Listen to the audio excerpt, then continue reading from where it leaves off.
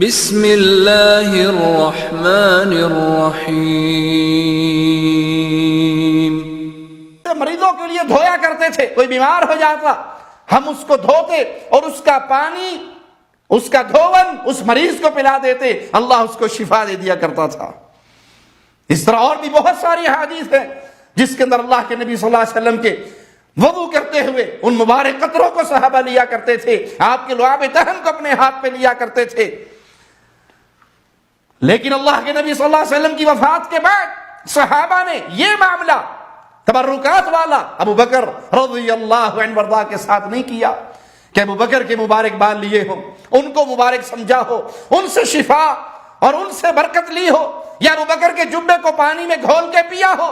نہ عمر کے ساتھ کیا، نہ عثمان کے ساتھ کیا، نہ علی کے ساتھ کیا، نہ حسن اور حسین کے ساتھ کیا رضوان اللہ علیہم اجمعین۔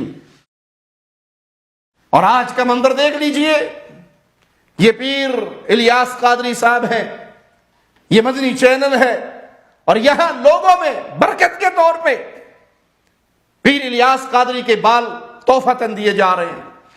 کسی کا انعام نکلتا ہے، کوئی مقابلہ جیتتا ہے، کوئی سوالوں کا جواب دیتا ہے تو اسے ہدیہ اور گفٹ کیا ملتا ہے؟ یہ مدینے کا بسکٹ ہے، اور یہ پیر اور طاری کے مبارک بال ہیں۔ ان کو 10 روپے عیدی اور مدینے کا بسکٹ اور امیر سنت کے منہ مبارک، اور امیر سنت کے منہ مبارک۔ سبحان اللہ، کیا بات ہے، سبحان اللہ، سبحان اللہ۔ بھائی بڑے پیارے پیارے باپا کے دیے ہوئے تبرکات آپ کا بھی درست ہے، اور آپ کو عاشق غوث اعظم کے پیارے پیارے بایان امیر سنت کے بال تحفے میں دیے جائیں گے، منہ عطار۔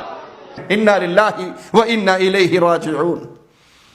یہ خاصہ تو رسول اللہ کا تھا صلی اللہ علیہ وسلم کہ صحابہ پیارے نبی صلی اللہ علیہ وسلم کے وضو کرتے ہوئے گرتے ہوئے پانی کو اپنے ہاتھوں پہ لے لیتے۔ اگر کسی صحابی کے ہاتھ پہ نہ آتا تو وہ ساتھی کے ہاتھ پہ، گیلے ہاتھ پہ ہاتھ لگا کر اپنے ہاتھ کو گیلا کر لیتا۔